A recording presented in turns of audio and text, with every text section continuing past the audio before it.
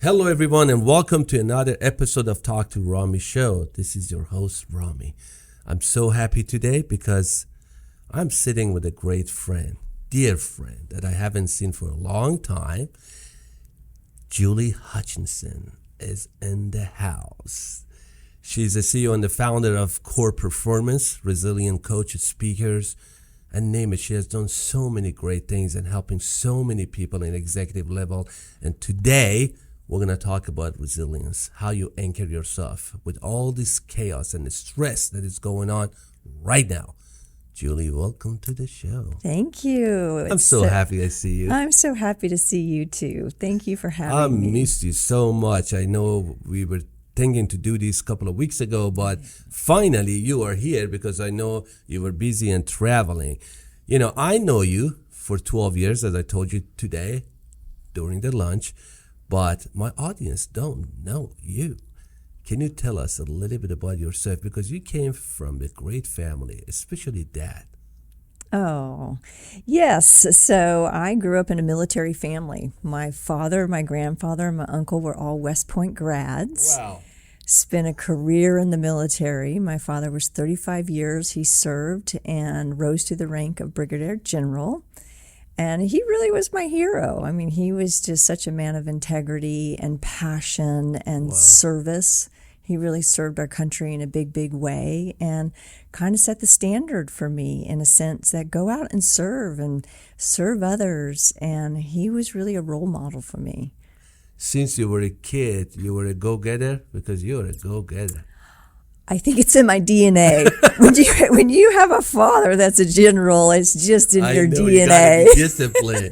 Yes, definitely. I always gravitated towards sports in high school and college, and I think playing sports set a foundation for me. What kind of sports you play? Well, pretty much everything. I ran track. I did hurdles. Wow. I played softball. In college, I actually went to go register for a racquetball course. Which is getting famous right now. Right? Yeah, racquetball. Everybody and all the classes for racquetball were filled up. Well, the handball coach at Texas A&M was sitting right there. He goes, "Why don't you play handball?" I said, "I've never played handball." He said, "I'm the coach. Why don't you try out for the team?" I said, "Okay." So I tried out for the team, and I ended up playing handball for Texas A&M, and we were number one in the nation during the time that I was there. So handball became a really big sport for me in college. What did you study at the Texas? I studied management, business management. Wow. Yeah. Wow. That's why you work with a lot of executive, not because of the management, because of the resilience, because you know, you're an amazing coach and a speaker and talk about resilience and how overcome the stress and anchor ourselves as an executive, especially with what's going on right now. Yeah. We're in recession. And a lot of companies, as you know, you work with a lot of executives and they're under a lot of stress. A lot. And what they should do, what do you think? We talk to them. What is the biggest challenge?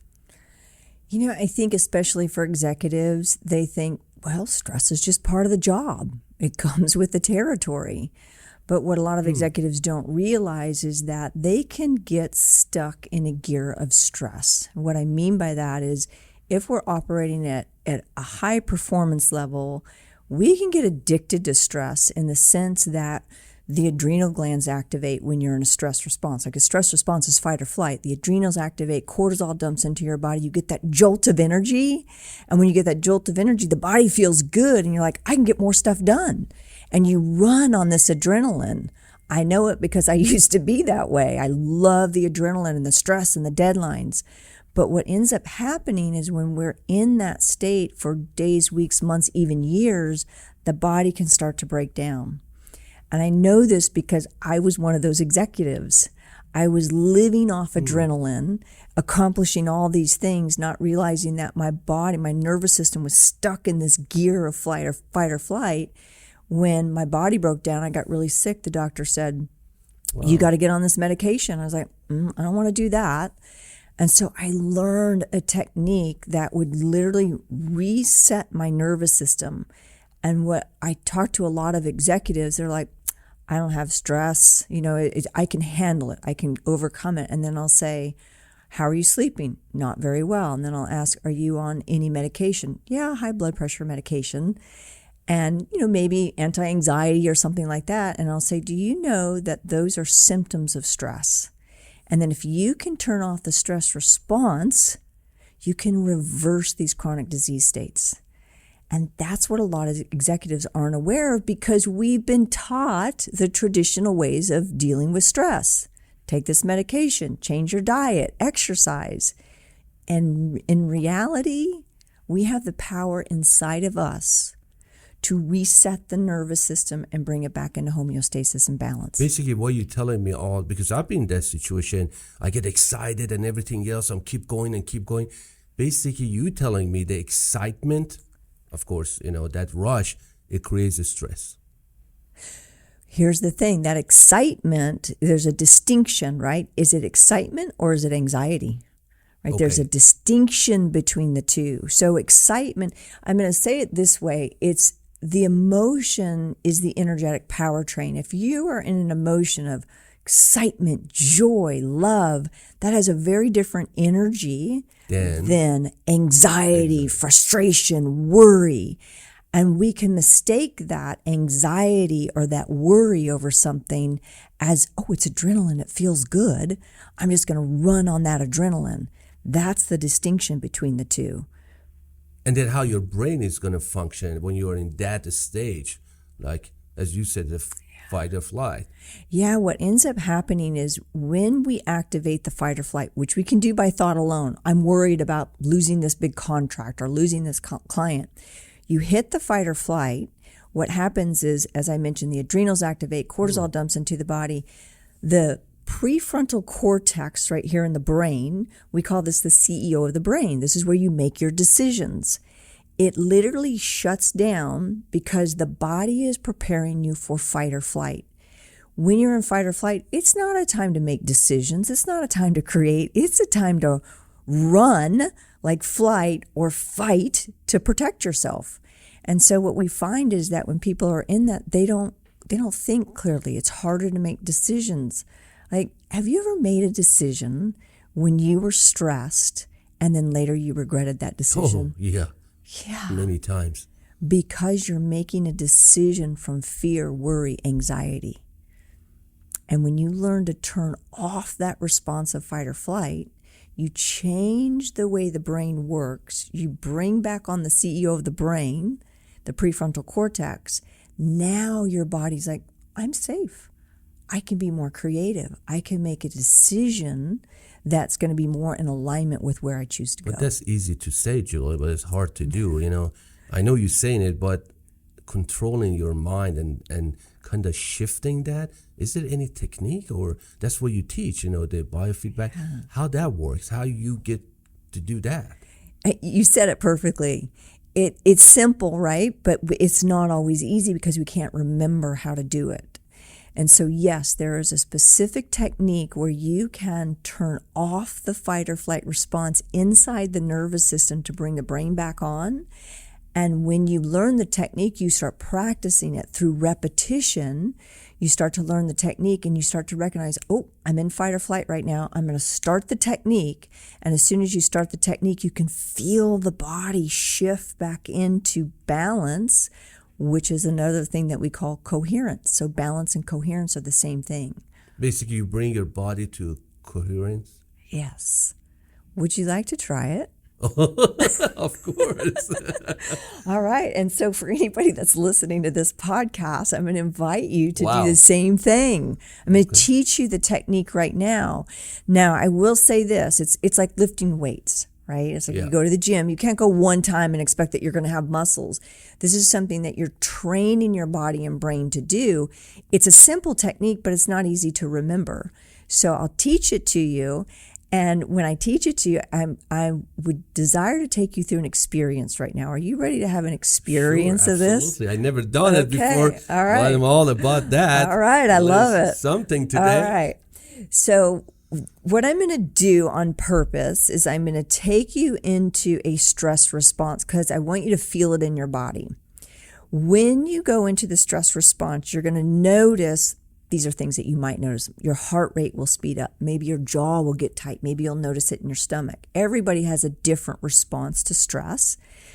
Then when you notice that, what I'm going to do is I'm then going to walk you through the 3-step technique, and hopefully you'll be able to feel your body, your physiological reaction shift into this gear of coherence. When you feel it, you're going to see, oh my God, just through my thoughts alone and my attention, I can biohack my physiology to bring it back into balance. Wow. So the wording is above my pay grade. I try to understand, but I'm in. I want to do it. Okay. All right. And for those of you that are listening, join in. All right. So I'm going to invite you right now to think of something in your life that's stressful. Just let me know when you have this topic or this person or this thing. Let me know when you have this thing that's stressful. I have it. Okay. So I'm going to invite you to close your eyes, because when we close our eyes, we can bring our attention inward to our body. We could feel it a little bit more. So go ahead and close your eyes. And I want you just to start thinking about the stressful thing in your life. Allow your thoughts to just wander and drift into this stressful thing in your life. And now I'm going to invite you to notice, what emotion are you feeling right now?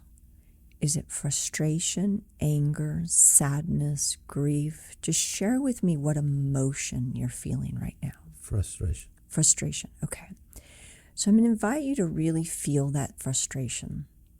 Let your mind go into the stress. Feel the frustration in your body. And now notice if you feel it anywhere in your body. Do you feel tension in your neck and shoulders? Maybe your heart's racing fast.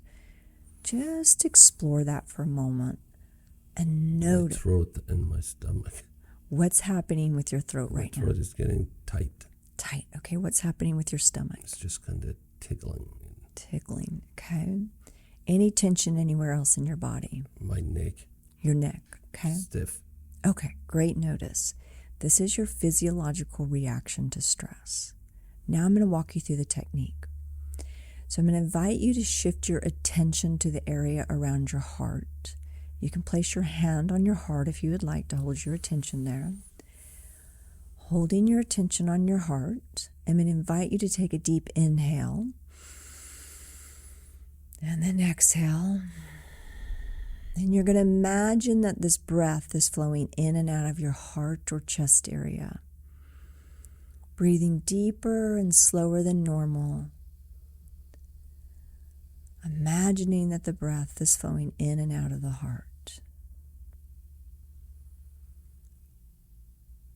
This is called heart-focused breathing. Making sure the inhales are the same length as the exhales.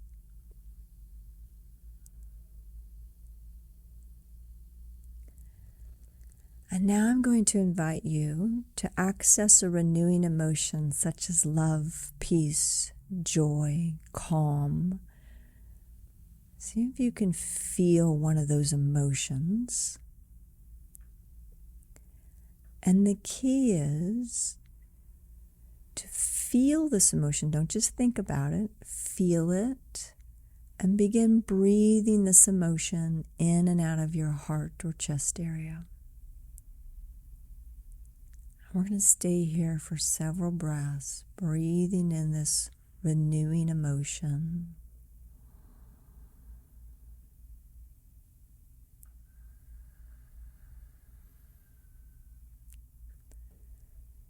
And now I'm going to invite you to just scan your body and see if the tension in your neck and throat has loosened up a little bit. Notice if you have less tension in your neck or throat. I have less than neck. The stomach is gone and the throat is good. Beautiful. So keep doing this heart-focused breathing, staying connected to this emotion. What emotion did you choose? Peace. Peace. And now I'm going to invite you to open your eyes. Now here's the key. Stay connected to the emotion. with your eyes open. As soon as we open our eyes, we want to take in the stimulus of the room. See if you can hold your attention on your heart. Hold that peace. I can see you're concentrating, right? It's like, oh, now I'm listening, I'm watching, concentrating on holding that peace, concentrating on the breath. That's the next step, is doing it with your eyes open. What you just experienced is the power of what we call coherence. Wow. You shifted your autonomic nervous system into coherence, and you quickly felt the physiological change in your body. You didn't take a pill. You didn't go run a couple miles. You didn't eat something healthy. You were in control of your own body, your own physiology. Simple, right? Yeah. Super simple. Now, what we teach people is if you can continue to do this day in and day out, you're going to change your baseline. What we mean by that is many people will come to us and have a baseline of anxiety or a baseline of operating from frustration. Their nervous system is locked into that gear. Through regular practice of this technique, you're going to unlock the nervous system from the fight or flight and move it into homeostasis or balance, otherwise known as coherence. We have people that tell us after 4 weeks of this practice, we have this one gentleman, his name is Bill Birch. He's a VP of customer service, and he said, I haven't woken up happy on a Monday in 25 years. Wow. Right? It's like he unlocked this coherence in his body. He retrained the brain and the body to be happy. He's living happy now. This is how easy it is. But you got to practice it.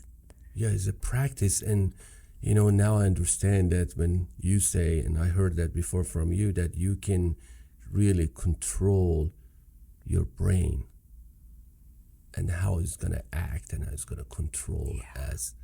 And that's such an important thing that my frustration is just kind of loose right now, which is, it's just, okay, but it's more calm.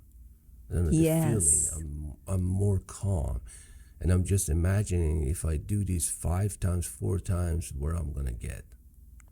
Would you like to take it to the next level right now? Yeah. Okay. I'm all about the challenge. Okay, I love it. People, you should do it. Okay, everybody do it with us right now, especially if there's 2 or more in the room. So I'm going to invite you with your eyes open, shift your attention to the area around your heart. We're going to start our heart-focused breathing together.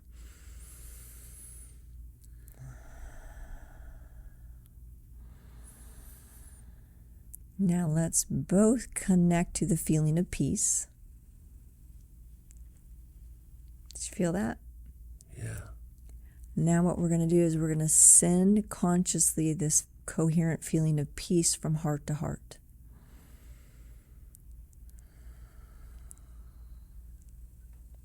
Did you feel that? Yeah. Did you feel a connection? Is it really energy? It's all energy. Is this really energy? Because I feel it. It's all energy. And the energy is, then the energy, the existence of energy in the human body and the mind is true. Yes, and science does show that when our heart beats, it sends out a signal between 8 and 10 feet in front of us, and we can pick up that signal. Right now, our hearts are in coherence together, and we're sending out the signal of peace, and we're connecting in the frequency or the energy of peace. And we're both feeling this. This is where true connection happens. I mean, don't we really desire as human beings to connect in peace and love and joy? Right? It's like connecting, 2 people connecting in that, or 3 or 4. Imagine your team starting a team meeting. I work with a company where they start their meetings, they call it 2 good minutes. 2 good minutes of connecting and coherence. The whole team syncs. Do you imagine having a whole team You get to sync? that coherent stage, basically. What you're telling me, you bring the whole team in the coherent stage that will help. That's amazing. And then guess what happens? You got that prefrontal cortex online. You got a whole team of people who are now uber creative because they're connecting in this state of coherence. Is this the biofeedback? So the biofeedback. So we actually have an app, and in this coherence app that we have, you can get the whole team on the app and you can see each other together and you can practice together as a team. You can sync the whole team. It's amazing what happens when you get your I remember the whole old team. days you gave me as a device. Still, we have to use that device or just the app? Just the app now. So now Are we you have an app. serious? You just download an app, I you plug remember this we- thing in the app, and you put it on Yeah. your ear right here, and it measures the biofeedback of the body. So we use it as a training tool. So what's beautiful about this, you and I just did it, and we connected together. We didn't have an app, and you felt it. You felt the physiological shift in your body. You felt the connection come right back in. Let's do it again, just with your consciousness, breathing through the heart, come into the field of peace, go into the energy of peace. There you go, right there. Do you feel that? Yeah. Now we're connecting. You didn't need an app for that, but we have the app so that our trainers can look at each person's sessions and guide them. It's kind of like your training wheels. That's why we have the app. Basically, what you're telling me that sometimes people, they're saying, I get a bad energy of this person. Is that the signal that that person's sending out? It's the feelings that we have, right? You may be talking to somebody and they're saying all the right things, but you're like, something's not right with this person. They're saying everything I want to hear, but there's something that's not right because, as I had mentioned, is every time the heart beats, it produces an electrical magnetical frequency, right? It's like sending out a signal into the field that we're all in. And that field can be detected by humans and animals. And so that's why when you get a bad vibe from somebody, they may be feeling a certain way and sending out that signal, but they may be saying something completely different. You're like, something's just not right here. That's why. Wow. By practicing this, basically, I can decrease my stress level. Like if I'm in the high stress level position or situation, as you said, fight or flight, by practicing this to get to the coherent level or stage, and then you can practice that and kind of control your brain. And the really neat thing about that Wow. is when you get proficient at it. Like I have this one person that I've worked with, and he was a senior level executive for a Fortune 500 company, and he said the executives would get in their team meetings, and he said, we were pretty dysfunctional. We would just kind of go at it. And he said, I usually was the one that got angry all the time. I was the one that led the charge. And he started learning this technique. And he would go into these meetings and he would start practicing the heart-focused breathing and the coherence in the meeting. And people were like, what shifted about you? You're so calm. You never used to be like this. Because he was doing it in the moment. He was so aware, I'm just going into fight or flight. I'm going to shift it. And then he started to become a master at it because when he knew that he was in coherence, he could start shifting the energy of the room. And he would bring in calm. And then what we would practice is I said, where do you want to take the room energetically? You're going to take the room there energetically with your thoughts and the questions that you're going to be asking. You're going to guide people to a certain direction in a state of coherence. That's masterful level. And it's really amazing because science shows that when another person is in a state of coherence, it literally will change the brain waves of other people around them if they can hold it in a very coherent manner. That's what they're saying. You know, your father comes from the military and I served as well. But when you're in a very stressful situation, the leader that is in a state of coherence can actually handle the team. Exactly. Is that right? How well do you handle yourself under pressure? You know, emotional intelligence is one of the top 10 leadership skills. And if you have a leader that cannot handle their emotions or not aware of them, it can lead to drama, it could lead to fights, it could lead to disagreements. When you can turn off the emotional response of frustration, anger, worry, recenter in the body, you're going to show up differently. You're going to lead differently. You're going to lead from a place of calm, cool, and collected.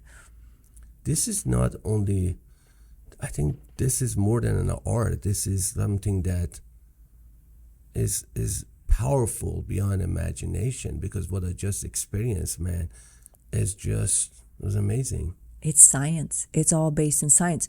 That's the cool thing about it. I mean, people might be listening to this and going, oh, this is woo-woo. They're talking about emotions. I can tell you, I did it. I'm not lying right now to just promote Julie, but I can tell you that really I was frustrated about something, and I said, let's give it a shot. Right? And it's energetic, right? And one of my favorite quotes is by Nikola Tesla. If you want to know the secrets to the universe, look in terms of energy and frequency. Well, guess what our energy and frequency is made up of as human beings? Any idea? No. The way we think and the way we feel. That's our energy. When you feel frustration, you put off a different energy, and you felt it physiologically in your body. We changed the way that you were feeling from frustration to or peace. You went into peace, changed you physiologically, it changed you energetically. Then you and I connected in that energy, and that's where the real beautiful connection happens, is when two or more can connect. Basically, what you're telling me, the motion comes from emotions. Yes, energy and motion, emotion. Like the way we move, the way we act is how we think. Is that right? Yes, exactly. It starts with thought. If you think a thought, typically the next thing is a choice. Choices lead to experiences. Experiences lead to feelings. What we teach people is get your thoughts and feeling in alignment with your desired outcome. Then you're biohacking the principles of energy, right? Energy doesn't cease to exist. But you can't make your choices based on your energy. Is that right? We all make bad choices. Imagine if you made a choice from frustration versus peace. Do you think that choice is going to be different if you're? Of course. Yeah. So if you can shift from what we call a depleting emotion, sadness, anger, frustration, worry. Well, you know, a lot of people, Julie, they make decisions based on their emotions. You did it. I did it. Absolutely. How can we turn that around? Awareness. This is what's so key, is that self-awareness or environment? Self-awareness. Because it doesn't matter what environment you're in. What we say is you could be in a chaotic environment or you could be in a calm environment. Are you a victim of your environment and circumstances, or are you in charge and in control? Can you walk into a chaotic environment and remain coherent? That's mastery. So we have been taught in our society that we are victims of our environment. Oh, I can't work here, it's so negative. When you learn to get coherent in that negative environment, you're in control of how you respond to that environment versus the environment being in control of you. Basically, you're telling me it doesn't matter what kind of environment you live, you have the power to change yourself. Not environment is going to change you. It will affect you, however, but we have the power, right? We have the power. When you wake up to the awareness that, people will say, oh, this relationship is terrible, this person or this boss or this job, whatever it is.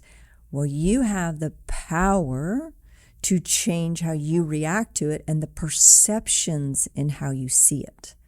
And that's key. We've never been taught that we have that power. We've been taught you have to take a pill, change your diet, change your exercise in order to change what's happening on the inside. No. When you learn how the body works, when you learn how the brain works, you have the power to change it physiologically. That's what you felt. Because that's the foundation of human existence. Yeah. Yes. That's a very fascinating topic, really. Yeah. Really is. Is if we can really understand the power of coherence, as you're telling me, we can overcome so many things. Oh, so many things. Part of the reason I do what I do is because I was that person that was pushed into the traditional system.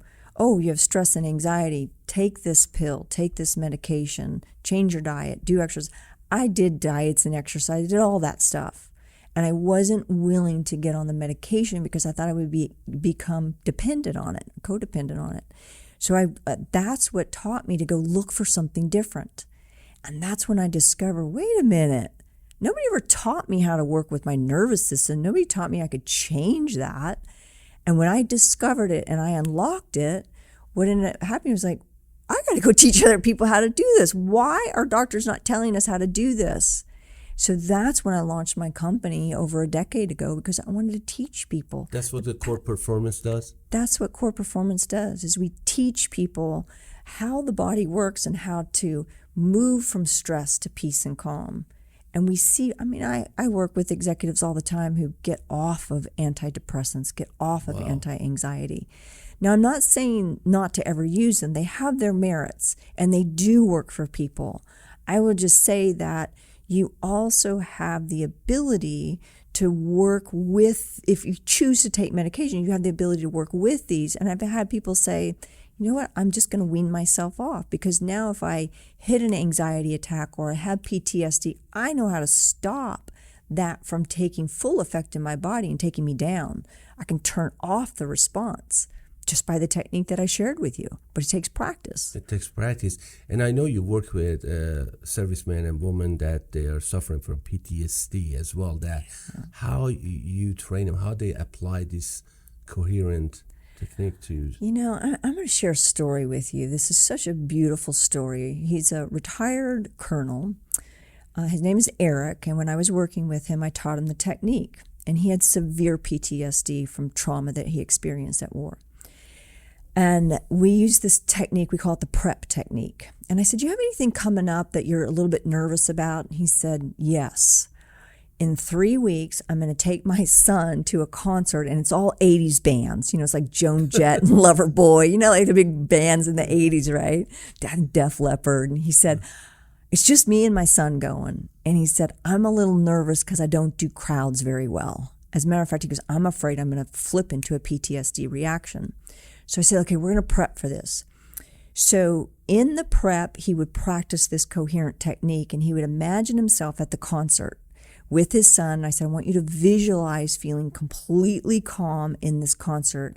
And then I even want you to visualize walking out of the concert when it's over, into the car with your son, high-fiving him, and just see yourself in this situation of having a really good time and calm.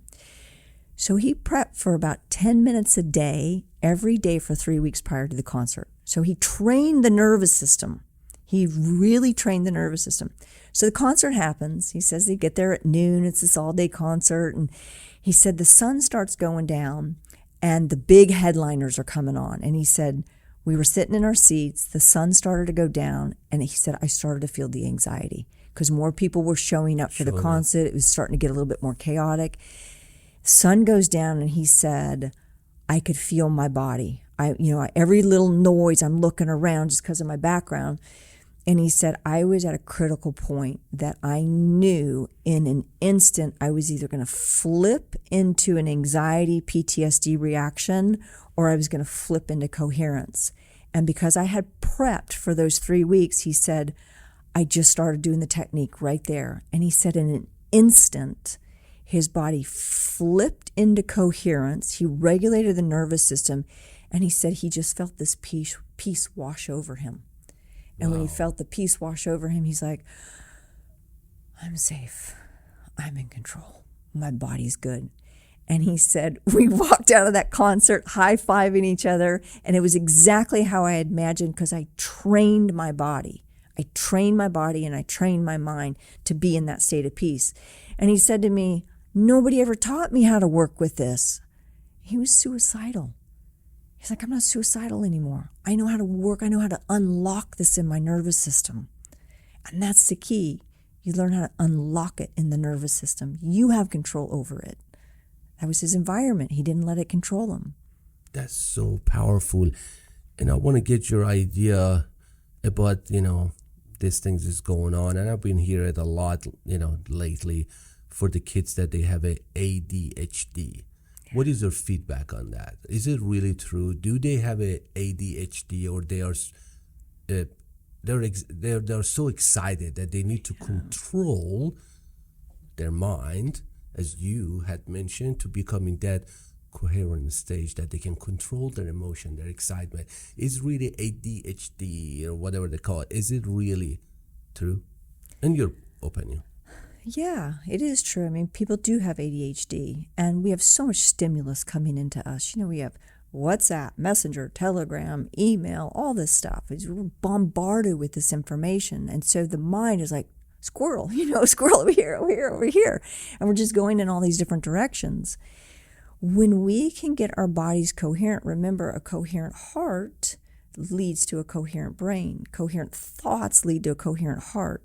When we can train those to be in sync, we start to have control over the mind and the body versus it having control over us. There's been studies done with this practice of coherence that reduces ADHD. So yes, by practicing this and having the awareness of it, you're retraining how the brain and body are working together. But you just said it, we have a lot of distractions. Like, 20 years ago, 30 years ago, it was different. Mm-hmm. And now so many distractions, exactly for executives that, I'm one of them, but I know a lot of executives that they're really running. How we can implement the system, the practice that you just mentioned in our daily lives. Is it like we have to put this time aside, or we can just turn it on, or just say, oh, I need 2 minutes to get to the coherent stage, or this has to be like a timing? Well, I'm going to answer it this way. Everybody has a baseline. If I took a section of your audience and I took 10 people and we hooked them all up to this biofeedback device, everybody would have a particular baseline. I'm going to equate it to like the temperature on the wall, 70 degrees.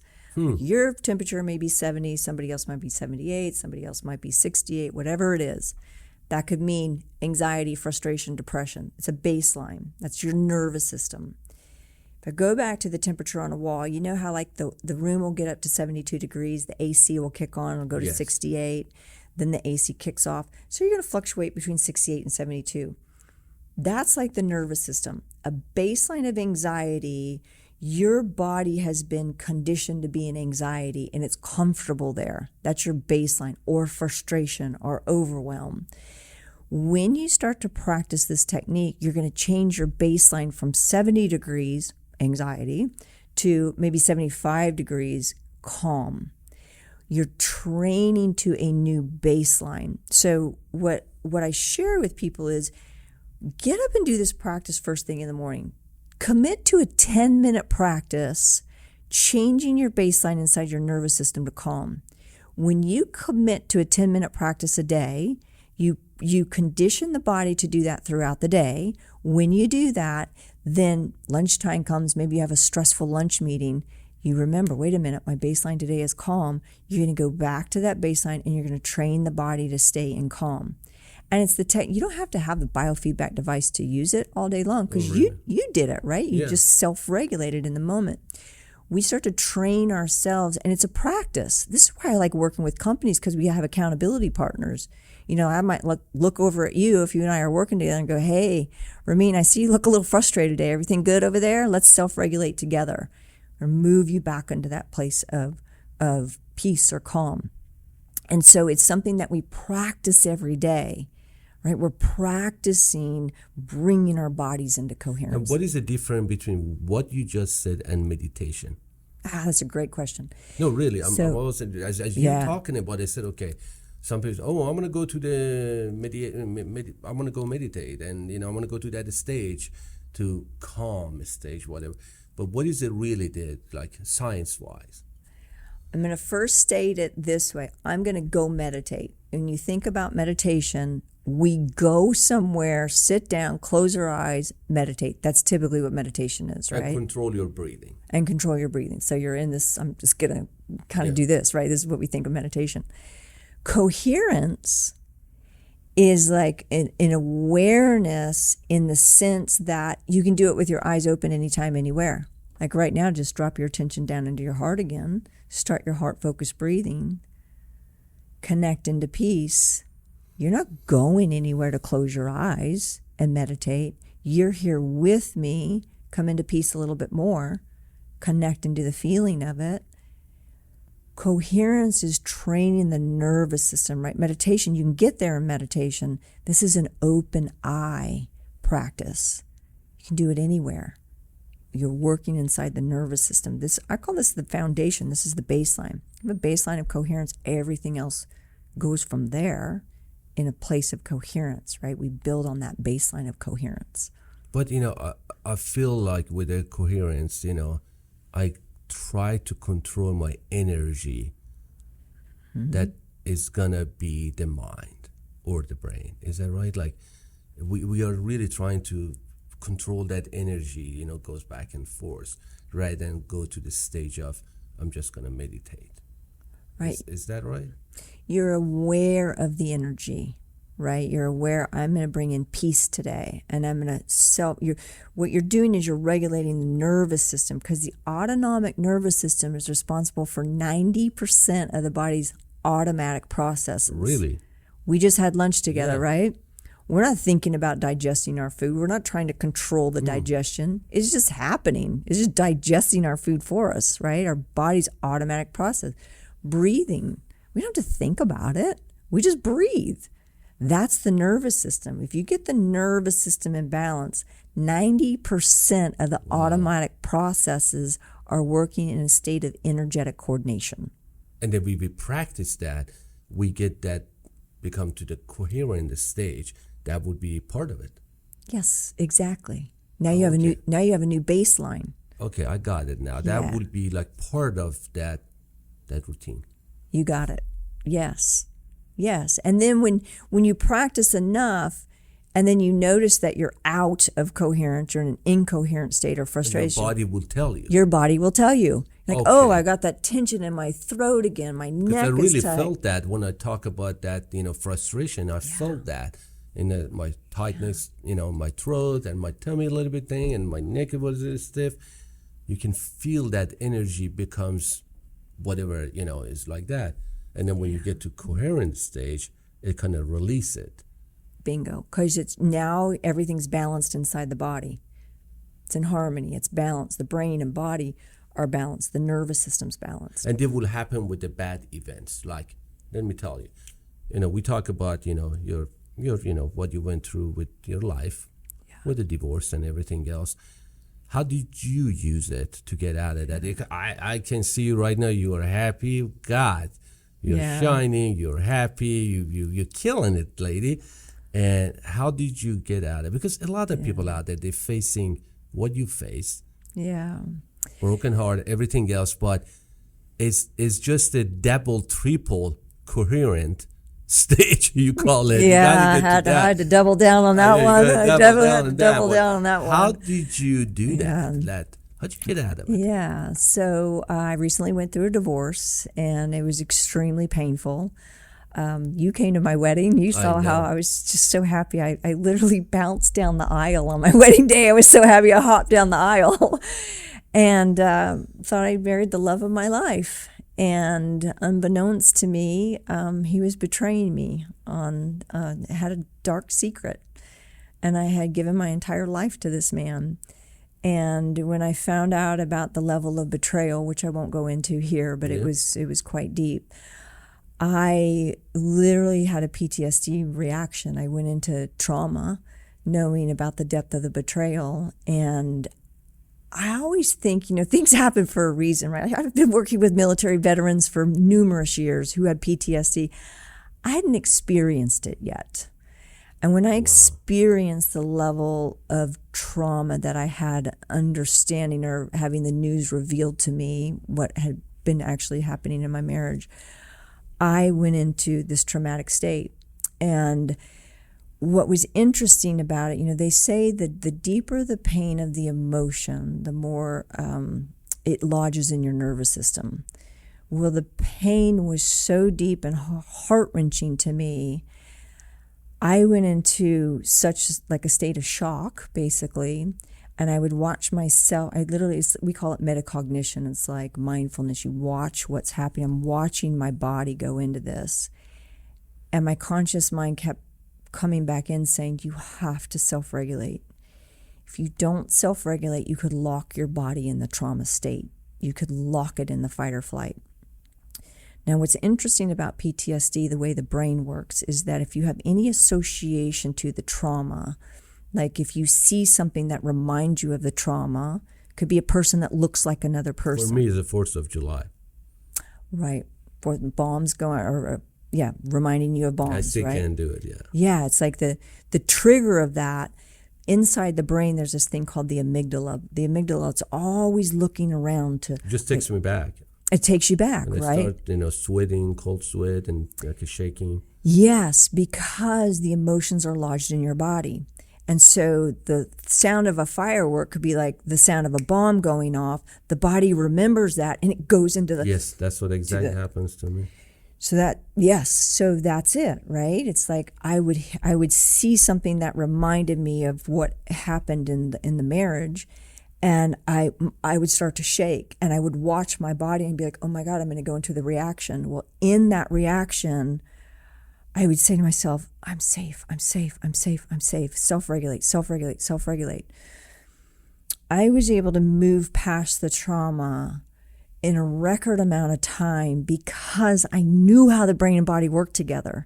And I thought, okay, God, if you had me go through this so that I could be a better trainer or coach to the people that come to me with PTSD and serve them, I'll take it. Because I think this is my calling. This is your calling. And if I had to go through that experience, then so be it. Because I am about service, and I'm so passionate about giving people their power back. And so the story I told you about Eric, the retired colonel, I mean, that story just lights me up, right? He could have gone in front of his son into a PTSD reaction. He had control over it. And so I now look at, my divorce is final, and I look at that as a gift. And that's part of what I went through. I actually hired a coach, and she said, you have two choices. You can go through this in love, or you can go through this in hate. And I said, I choose love, but you better teach me, because I have a lot of hate right now, and I don't want to live there. And so she said, every day, I want you to write down a gift, because there's a gift in this.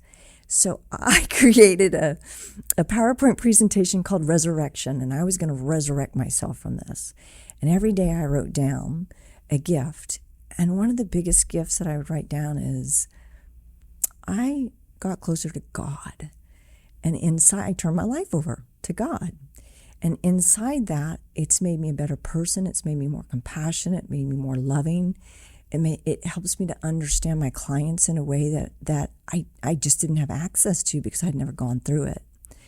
So now post-divorce, I look at this and I'm like, there were so many gifts that came out of it. Wow.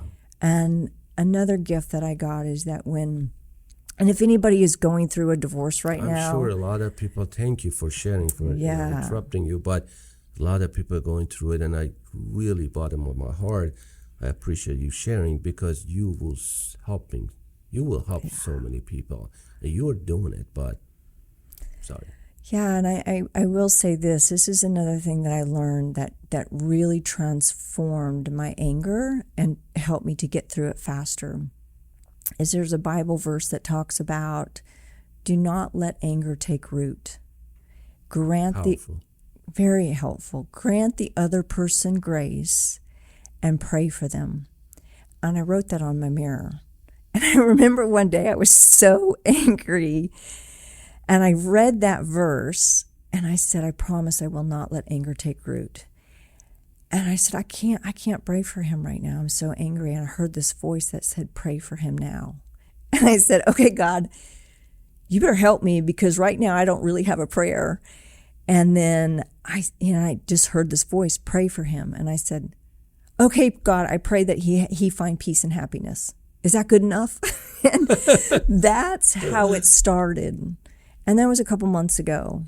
And now whenever I feel anger, I can pray for him and mean it, because I practiced it. And I pray for him to have peace. You basically forgive him.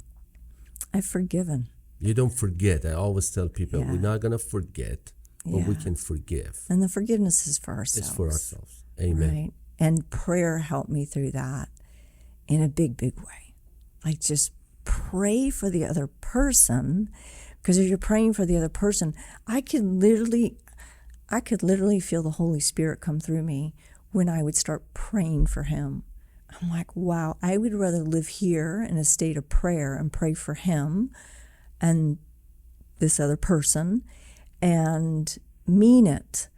And it really helped me transform. And then I would use the self-regulation techniques, and I would self-regulate, bringing my nervous system back into balance, and combining prayer, positive thought, and coherence together had me heal on a way that I don't know where I would be without it, quite frankly.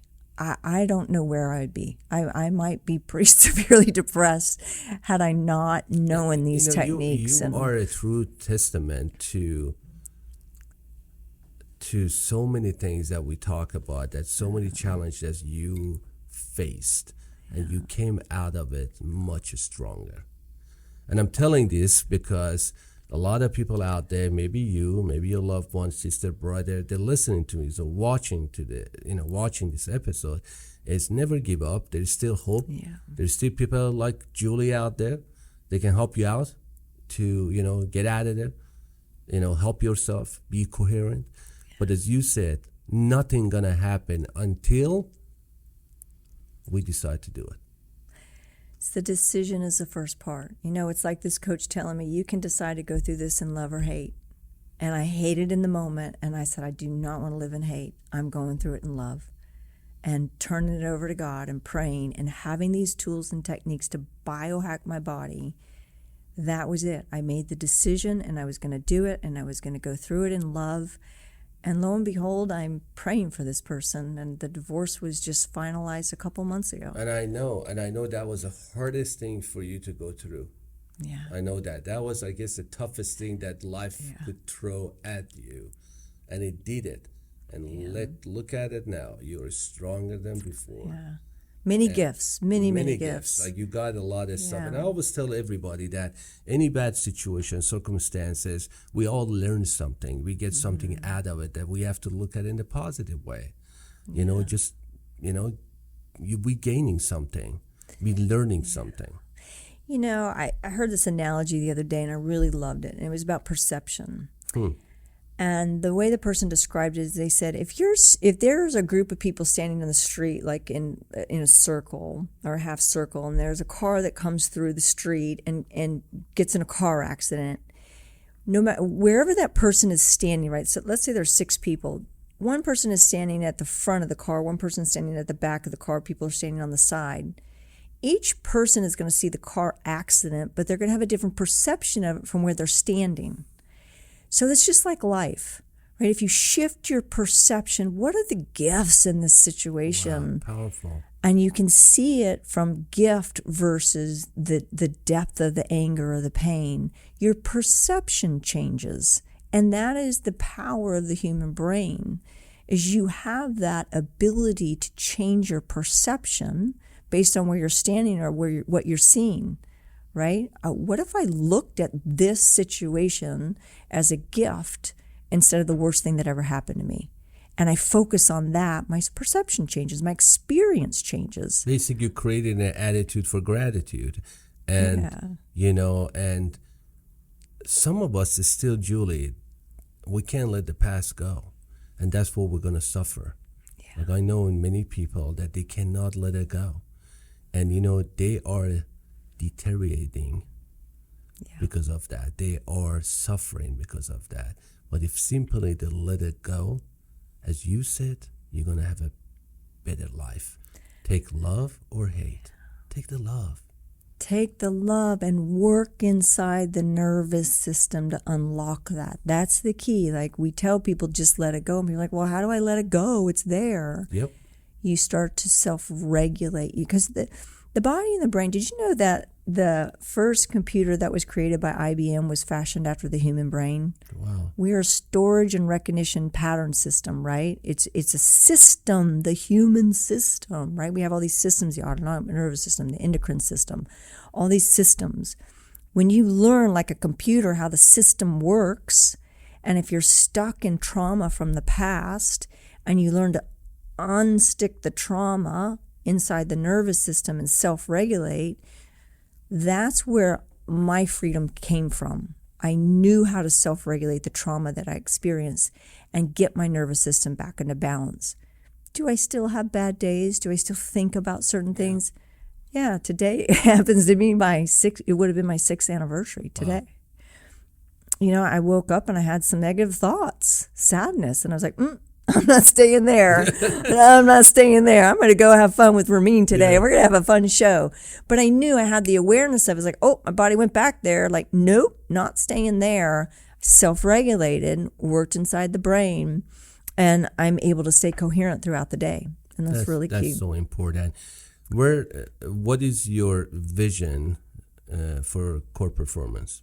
Because you're helping so many executives, because you can't serve everybody. Right. You can't really, Julie cannot be here in Atlanta, in Chicago, everything else, because the way you're going, you're getting big. And how Julie is going to help everybody. You know, my vision is to give these tools to as many people that would like to learn them. My vision is to share with people that the power is inside of you. My vision is to share with people that when you learn how the system of the body works and how to have the consciousness to bring the body's systems into balance, you're in control of it. We all have the power to have the most amazing, abundant life that we can have. And that's what I choose to share with people, is the power is within you. It starts with you. And through these specific strategies and techniques, coupled with principles of how things work, like energy and how things work, when you have that system, you can unlock the power inside of you. And the beautiful thing about that is when you unlock that power, you unlock the power of the heart's intuitive intelligence, and you can connect the way that we connected today in peace. You can connect with another human being on a level that you may have never connected with. And that power of true connection, I mean, isn't that what we all want in life? Absolutely. We want to feel that love and that peace. That is where I think true happiness is when we unlock that power inside of us, and then we can share it with another person. And when, we do that, we feel the ultimate happiness in our lives. Yeah. And people around us. And that is our God-given right. Yes. We are born happy. Life happens. Things happen. We get stuck in this downward spiral. When we could turn that downward spiral, turn it back up, and walk in that peace and love and joy and abundance. Yeah, I really want to talk to, about a lot of stuff, but I know you have a tight schedule. And, this is so fascinating. And I just want to thank you for, Julie, really being here, not only as a friend, but somebody that is helping and is going to help so many other people. And I have seen your career, and you're killing it. You're going, and I know your calling is this. I know that you're gonna help a lot of people along the way, because you faced it, you experienced it, and you are here, and you're trying it. You're trying so hard to educate people through this process and all this stuff, and that's very admiring. And we love you for that. I love you for that. I love you too. Yeah. And thank you for doing this show. You interview people that have a message to share, and just thank you for you and especially our friendship and our connection. I love you, and I'm so grateful for you. I look forward for our next discussion, and thank you. You're welcome. Thank you so much for being here. It's my pleasure.